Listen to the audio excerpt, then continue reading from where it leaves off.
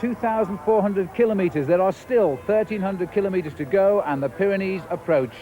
Yesterday, the 145 survivors were beaten by Olaf Ludwig, the first victory for Germany. Can he make it 2 in a row at Perpignan today?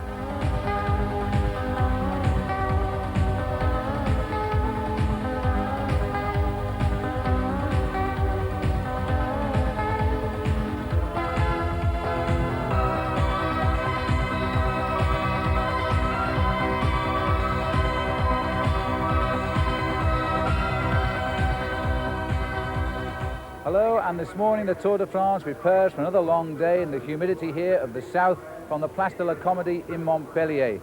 Now that victory yesterday by Olaf Ludwig made no difference at all to the overall standings in this race. Miguel Indurain still clearly leading the rest of the riders in the Tour de France. Ludwig himself didn't go anywhere. He stayed in 79th place, 1 hour, 4 minutes and 51 seconds behind Indurain. But even so, it was a great victory yesterday, not just for Ludwig, but for the entire German telecom team. They're the only team left in this year's Tour de France with a full complement of 9 men. Here's Paul Sherwin now to explain the tactics they used to get Ludwig home first yesterday. The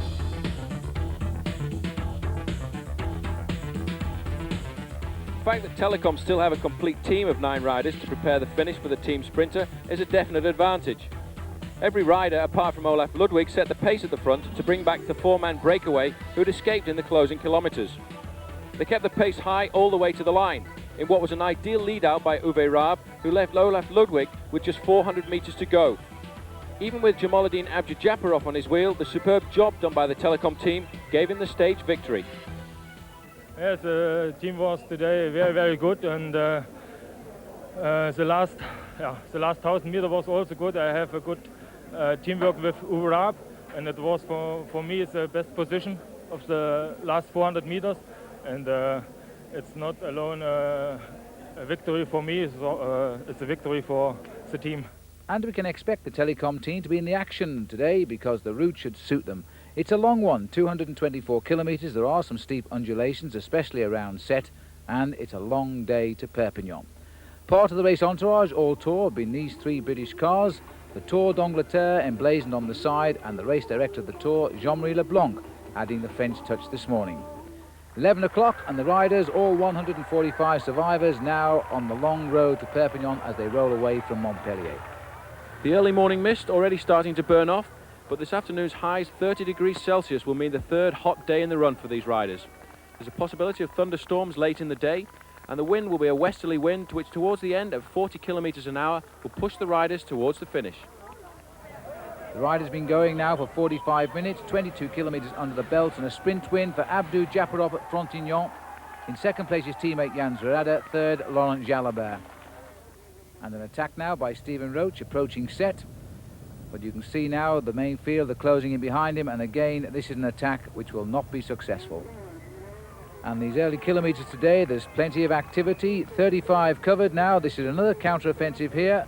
Pascal Lino of France, Giancarlo Perini of Italy. And just up the road there you can see there are 3 leaders, and it's Mario Chiesa, Johan Brunel and Gianni Falazin. These 5 riders coming together. And it seems too as though those 5 riders have been given their head now, because the main field here in the hot and humid conditions, enjoying the scenery in the wine region of the Languedoc. The time gap is growing. And this is the Breakaway, which has now established itself. Johan Brunel of the Once team, 2 of his teammates now out of this race, going today, Leonis Verrutia, and yesterday Neil Stevens abandoned. And Brunel, the best placed in this 5-man Breakaway, but even so, still more than 30 minutes behind Miguel Indurain. We're on the climb of the Col d'Extrême now, the last of the climbs today. It's only a 4th category climb. And the very, very hot weather on the interior roads here of France today, now giving way to cloudy weather that threatens a heavy storm. Well, this Breakaway may give the French a chance at last to shout about something. Pascal Lino, number 41 there, the man who held a yellow jersey last year for such a long time in the Tour de France, may be looking for that stage victory. And the quirks of cycling, in fact Lino now riding for the team which is registered in Andorra. And it's Andorra where we will go tomorrow and back into the Pyrenees, so he's making a bid to get the country on the map. The Festina team there of Pascal Lino. Well, everybody is now talking openly about the demise of French cycling on the Tour de France. And Bernard Hinault, the 5 times winner who works here with the organisation, is saying, well, maybe they're not hungry enough for success anymore, or they don't prepare properly for this event. He never mixes his words, Bernard Hinault, in fact, and he wants to see more action from the French riders. So Hinault today getting in this league group, as we can now look down at the chase. It's the Banesto team who are keeping the tempo. The last time check we got was a little over 10 minutes. They've still got them within their reach before the finish down in Perpignan. But it'll be more a case, I think, Paul, of limiting their gains possibly now than bringing them back into the fold. Well, it's not their job really to bring that breakaway back, because it is not dangerous at all. As we said, Johan Brunel is 26th at the moment, over 30 minutes behind the leaders. So he will just try and, the Banesto team will just try and keep that at a reasonable limit, and they won't overextend themselves, because tomorrow they're going to have to do a really big job. This is Titi Clavarola, who tried to put in a big bid for another win in the King of the Mountains this year. He's done it once before, but in fact he found that the hills of the Alps towards the end a little bit too hard. He's dropping back to look for his team car, and you can see there the long line of riders in the main field. And it is Indurain's brother here at the front now, Prudencia, who's setting out the rhythm, and plenty of riders willing to help as well. Now we've got some of the French teams coming to the front here to help the Banestos, and this is something that always happens when there's a Frenchman in the breakaway. The French teams will start to chase, because unlike with a lot of the other nations, they really don't want another countryman to win. There's the result over the top of the Col d'Extrême. Brunel winning ahead of Chiesa and Falzin. And the other rider in the breakaway with the balding head there is Giancarlo Perini. Had his best Tour de France last year when he finished 8th overall in the race. And for that reason, that the organisation wanted his team in, they gave it a wild card, the ZG Mobili team. And in fact, Perini now showing us why. He's got into a move at last. Earlier on today, though, it was very interesting to note Tony Rominger was again flexing his muscles on the small climbs, and at one stage catching Miguel Indurain off his guard and making him suffer a little bit, and that makes us whet our appetites for the mountains, because if Rominger can just get a little bit of confidence and take Indurain on in the next 3 days in the Alps, and then we might have a very different Tour de France before we get to Paris. World champion Gianni Bugno dropping back for a word in the ear of his manager. Rather disappointing, his performance in the Alps too, and no longer a real challenger after a great final time trial last year when he was second to Indurain. The world champion. Somebody actually wrote in and asked, why does he wear the white jersey of world champion when it makes him look so obvious? And I would agree, and for the same reason you wear a yellow jersey in the Tour de France, that also makes you look obvious. It is in fact a rule that the current leader of the Tour must wear yellow, and the current world champion must race in his rainbow jersey, so he doesn't have a lot of say in the matter really. Now getting it together, these riders now working well. 2 teammates in here as well. Falazin, there he is, and Perini. 48 kilometres to go, still a fair way. Mario Chiesa, who's been in a lot of these little skirmishes this last couple of weeks, hasn't he, Paul? Well, the Carrera team have done very well, apart from the slight demise of Claudio Chiappucci in the Alpine stages, although he did recover towards the end. He has promised to ride well in the Pyrenees. He said he's got over his problems and will be good again. But the Carrera team as a whole have been extremely good and always aggressive in getting into these little breakaways, and I'm sure that they will see a lot more of that team when we get to the mountains. The time check now coming in, and the main field have dropped back to 30 minutes after the climb of the Col d'Extrême, and the Banestos here sitting at the front. Well, you could hardly say they are chasing, can you? The second rider from the right is Jean-Francois Bernard, former 3rd place finisher in the Tour de France, and a great rider as well. The chase clearly not on at the moment, and time is running out for the main field in the Tour de France today. When we come back, we'll see if those 5 survive to the finish. We'll take a break.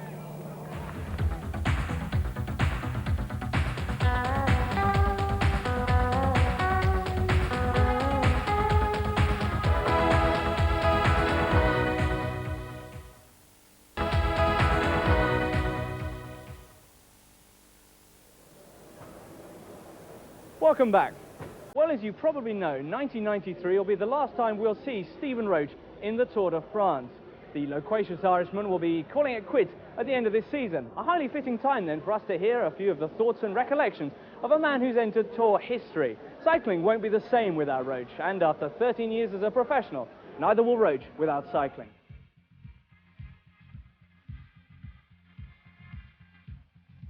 Well, I think part of them will definitely go, yes, because it's nature, it's natural. I think it's like today I'm idolised for my performance on and off the bike, whereas tomorrow when it's all gone, there'll be somebody else signing autographs on the start line. It's unlikely that Roach's idolisation will end just yet. Over his 10 years in the Tour de France, he's given us some of the race's finest moments, few more dramatic than his triumph at La Planière in the '87 Tour. Left for dead by his rival Pedro Delgado, Roach disappeared from our screens. His reappearance at the finish line made quite an impression on the Channel 4 commentary position. Again, Pedro Delgado has flipped Stephen Roach on the climb. But remember, at one point he had a minute and a half. And just who is that rider coming up behind? Because that looks like Roach. That looks like Stephen Roach. It's Stephen Roach who's come over the line. He almost caught Pedro Delgado. I don't believe it. Well, that was a day I didn't lose a tour. And when I arrived, everybody wanted to know, where'd you come from? Everybody was asking the same questions, and nobody was kind of saying, well, can I help you, Stephen? And like La Plagne is like a 2,000 metres up in the sky, so the oxygen is already very scarce up there. So when you have 100 journalists all on your back asking the same questions, like there's very much oxygen left for the sport, for the athlete. Stephen went on to win the Tour that year, receiving a rapturous welcome on his return to Dublin. With victory in the Giro d'Italia already under his belt, his win in the World Championships later that season meant a historic triple. It was, you know, definitely a big moment because I wasn't really, like I went to the World Championships to win, but thought it was going to be, it wasn't possible because, also the fact that I'd already won the Giro and the Tour, so I was a very, very marked man, and the fact then that Eddie Merckx had won the Giro and the Tour, and, you know, the Worlds, it's only himself has won the three of them together, so if I had won the Worlds, it's going to be like, my name was gone into history, you know. Tears followed Stephen's achievement, but it marked the end, of course, of his golden period. A dramatic ride out of the fog at La Bourbourg gave him a stage win in the '92 Tour, but memories of recent races are indelibly coloured by the disaster in '91. When misinformed of the start time of his team time trial, he was still warming up when his squad left. 5 minutes late, Roach found himself disqualified on the Tour's opening day. If somebody had looked for me, they'd have found me, no problem. And they went off without me. There was like 3 directors and 3 sponsors, and not even one of them waited for me, or even looked for me, So, it was a big thing, big heartbreak for me, really, you know.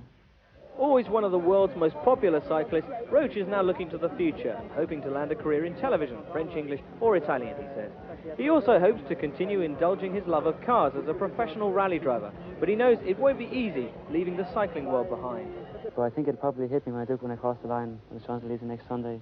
Then it will hit me that, well, it is my last tour, and we'll see what the direction is.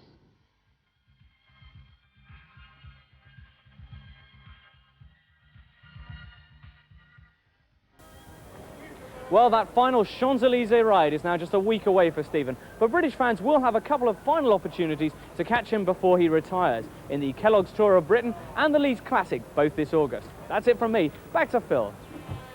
Well, thanks, James, and I can tell you that next season will be very lonely without the great Stephen Roach riding in the big events. He'll be sadly missed. What a great man.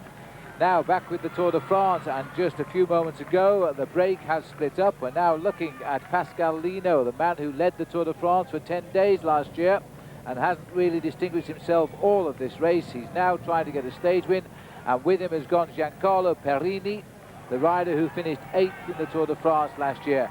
It was Perini's attack. It came at 20 kilometres to go. Pascal Lino followed him, and of course Perini has a teammate he's left behind to look after Mario Chiesa and Johan Brunel, and that is Gianni Farazan. So they're not too far behind, but now it's the 2 greyhounds trying to escape for the finish. There's no danger at all of the main field coming back because they are still losing ground. Can you believe that? And the last time check we had was 15 minutes. 145 starters today. The abandons so far in the Tour de France, now 37. 2 more joining them on the road today. Jan Zerada, he finished well in the first sprint of the day, and then came the first climb, and he was dropped and he abandoned. And soon after that, Alberto Leonid Barrutia from the Once team, he's gone as well.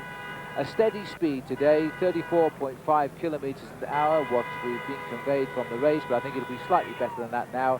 We're still on the record with only just a 40.804 kilometres an hour, and no change at all in the men who are leading the 3 jerseys of the top competitions of the Tour de France. Indurain in yellow, Rominger in the polka dot, and Abdou Japarov in the green. Now, these 2 riders here, we expected the move, I think, Paul, to come from Perini today. Well, definitely, because he had his teammate in there who's been, at the moment, in the second group. He won't work at all. That's Gianni Farizan, and you can see that the riders are going away there. The time check now 35 seconds. To begin with, it was hovering around the 12-second mark, but now there will only be 2 riders chasing them. That'll be Johan Brunel and Mario Chiesa from the Carrera team. I would think there'll be goose pimples on the arms here of Pascal Lino. He's carrying an awful responsibility today. It's the nearest France has come to a stage win, and he will feel he's got to take this stage out at the finish, because everybody criticising the French for their poor riding. He's got his chance now. Last couple of days we've seen his former teammate Richard Veron doing a lot of riding at the front because he was passing through the area where he lived, but now Pascal Lino has taken over here. Well, those 5 leaders may have split up, but the whole Banesto team, they're really just playing out the role as being part of Miguel Indurain's squad here, because they're just tapping along at the front, keeping the rhythm. None of those riders up the front will affect Indurain's lead today, and it seems nobody else in the race either wants to take up the chase today. Lino decided now that he'd rather wait for the group behind. The group coming down quite rapidly. It's now 32 seconds to the 3 chasing riders. And there's confirmation of that podium. Must be psychic. And now we've got the 2 riders here. If it does come back, you know, we've got Chiesa back there, who has tried every day to feature in at the finish, and it could well be even Johan Brunel. 1 stage win under his belt already. That's one that was the fastest stage in the history of the Tour de France, way back in the north of France, and he is also now in with the possibility of coming back. So it looks as though, in fact, the bluff here by Pascal Lino has forced Perini to start working again, which is most unusual. Perini has been forced to start setting the pace again. Well, hats off Pascal. Well, you've got to be really cold-blooded to try and make a move like that. That's the kind of attitude that riders like Jan Raas and Jerry Kneteman used to have in the old days. They would say to a rider with them, I don't even care if it comes back together. It's up to you. If you want to win the race, I'm just going to stay here. So he's made a good move, and it may well be that that will just keep them in front to the kilometre to go flag, and then they stand a chance. But it's coming back still 20 seconds. And while the cat and mouse goes on at the front there between the 2 leaders, look at this. Miguel Indurain really isn't interested, is he? Looks very cool and collected. Tomorrow, of course, a big day for him, as for the rest of the main contenders in the Tour de France, because they're off into the high Pyrenees. And the crowd here in Perpignan is as big as any we've seen throughout the Tour de France. Well, it must be a very nervous moment, because I would think Giancarlo is thinking about the stage in 1989 when he came to the finish line with just 2 riders like this, a group of 2 with Valerio Tiboldi, and he lost out to his Italian compatriot. Well, he's not a stage winner yet in the Tour de France, and for that matter, neither is Pascal Lino. None of the riders in this lead group of 5 today has ever experienced the joy of winning a stage of the Tour, so they all want it. 1 kilometre to go for the 3 chasers, so it's about 800 metres to go for the 2 in the lead. Lino has the lead at the moment. That's not where he wants to be. He would like Perini in front of him, and he'll probably ride close to the barrier soon and force an attack from Perini on one side of him only, as he wanders all over the place here. He wants to wait, and he doesn't know whether he should or not. Beginning to look like a track finish now, as Lino keeps standing up, sitting down on those pedals, looking around. The gap actually at the red flag was 8 seconds. As they come up to the 400 or 500 metres to go, you can see the 3 chasers behind, but they're going through the same scenario. It's amazing, because they have a teammate of Perini back there who won't work either. They're trying to bring him through, and they're throwing away a chance of a victory here as we look to the 3 of Chiesa's on the right. Now back to the leaders. They've come almost to a standstill today. 5.5 hours in the saddle. Lino has committed himself to lead out Perini. This is for France, as we see the flags of Catalonia waving. Pascal Lino searching for the first stage victory for France, and Perini is going to take him on. Giancarlo Perini is coming. They're neck and neck to the line, and my goodness me, I don't know which one won.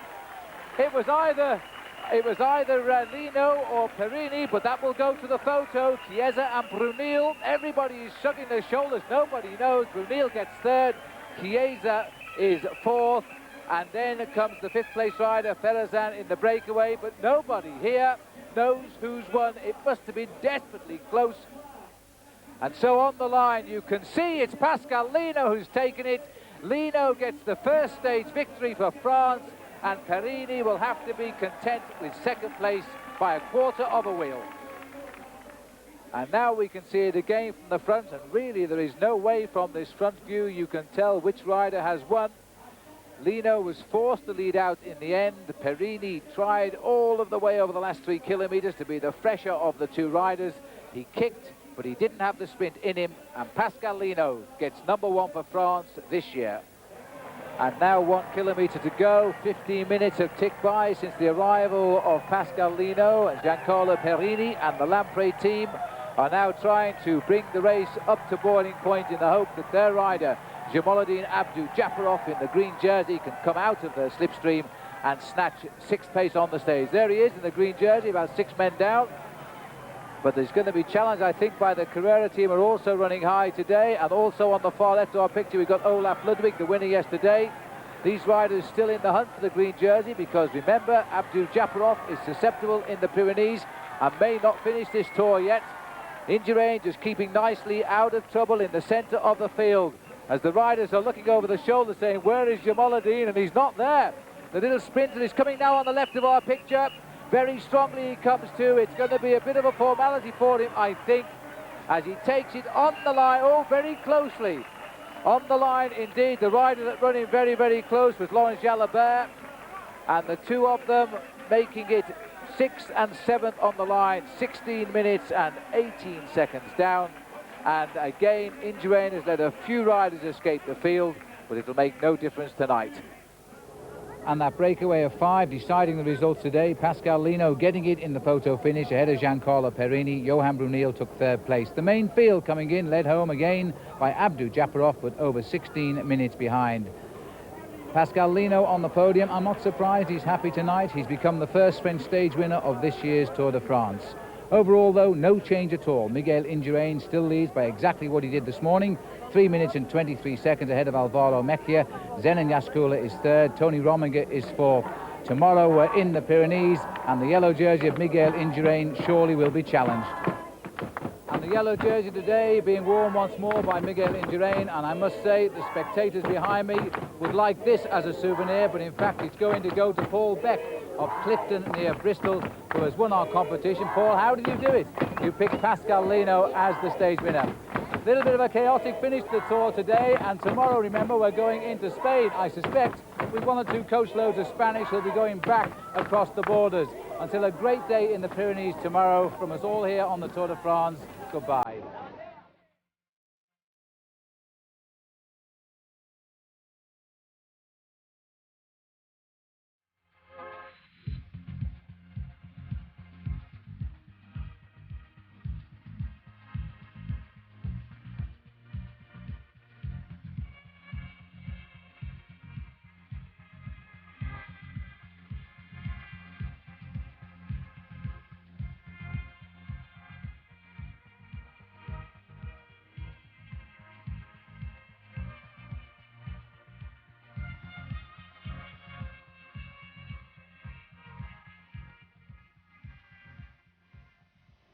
For 3 days.